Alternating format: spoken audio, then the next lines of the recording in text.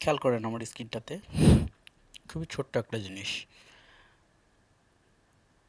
মানে অনুসন্ধানের চোখে তাকাইতে হবে, তাহলেই কোনো প্রকার ইন্ডিকেটর সেট আপ নেই, কোনো কিছু নেই, একটা সুন্দর স্ট্র্যাটেজি দেখতে পাচ্ছেন 5 মিনিটের জন্য।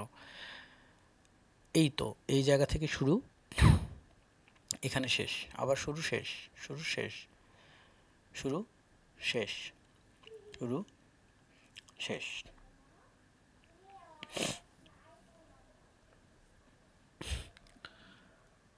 সহজ জিনিস, ক্যান্ডেল কয়টাকে কাউন্ট করতে হবে আর একটা করে ব্লক খুঁজে বের করতে হবে। ওকে, 5টা ক্যান্ডেল। আবার এখান থেকে উপরের দিকে গুনে যান, 5টা ক্যান্ডেল।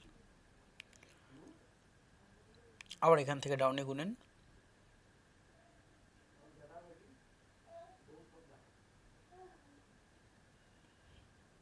5 ক্যান্ডেল। ওকে, অর্থাৎ 5টা করে ক্যান্ডেলের এক একটা ব্লক আপনাকে খুঁজে বের করতে হবে কোনো একটা মার্কেটে। ফুল মার্কেট জুড়ে আমি অসুস্থ, একটু কথা বলতে বিরক্ত লাগতেছে, তো তবুও ভিডিওটা তৈরি করে দিচ্ছি যে যারা আমার শুভাকাঙ্ক্ষী আছে তারা আসলে ক্লাস থেকে কতটুকু কী নিতে পারছে আমি জানি না, টোটালি 12টা ক্লাস থেকে। তো এইখানে যেন জিনিসটা মোটামুটি বুঝে যেতে পারে। এই যে একটা ডাউন ট্রেন্ড, টোটালি স্কিনে একটা ডাউন ট্রেন্ড, তাই না? এবং এটা একটা জিগজ্যাগ ওয়েতে ডাউন ট্রেন্ড, অর্থাৎ একটা মার্কেট তো আর সোজা কখনো নিচে নেমে যায় না, জিগজ্যাগ ওয়েতেই নামে। এখন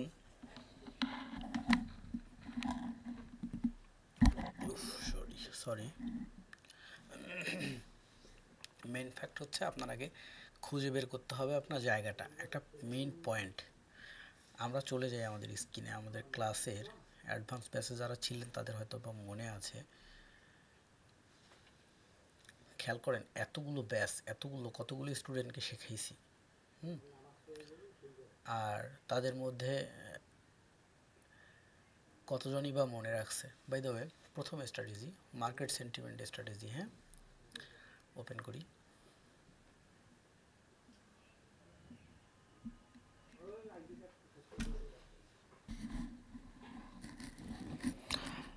মার্কেট সেন্টিমেন্ট কি?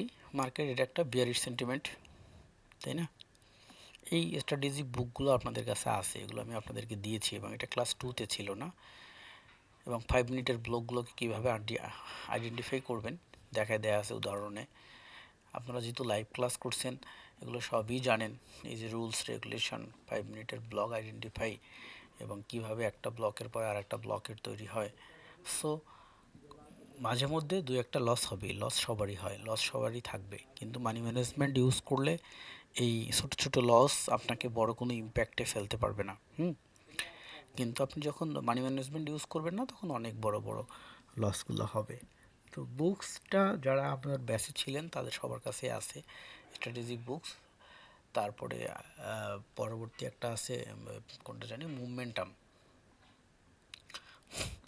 ওপেন করি,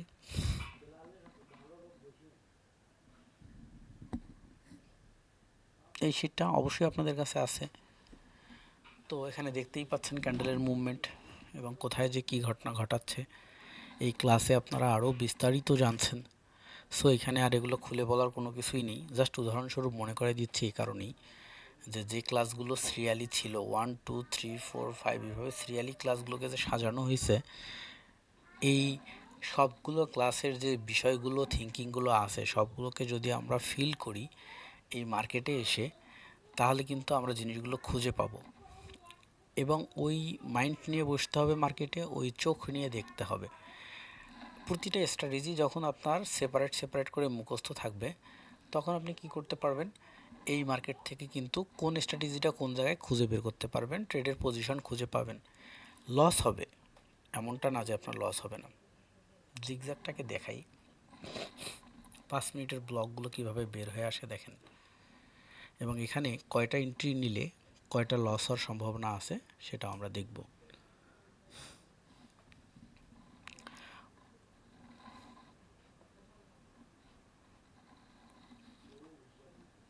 প্রথম ব্লক, একদম এই রেড ক্যান্ডেলের মাথায় যদি ট্রেড নেন আপনি, তাহলে 1 2 3 4 5 এখানে এসে শেষ হবে win.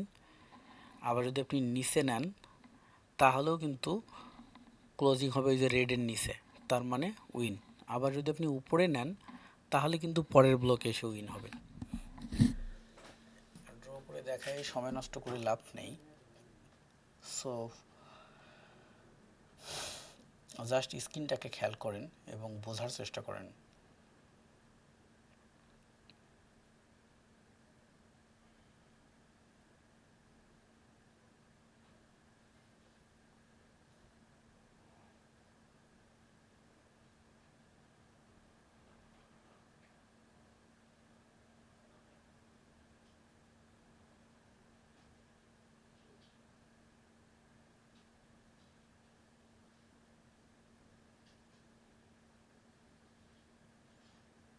Okay, I think math সবাই বুঝে গেছে ব্যাপারটা, এটা নিয়ে আর দ্বিতীয়বার বলার কিছু নেই।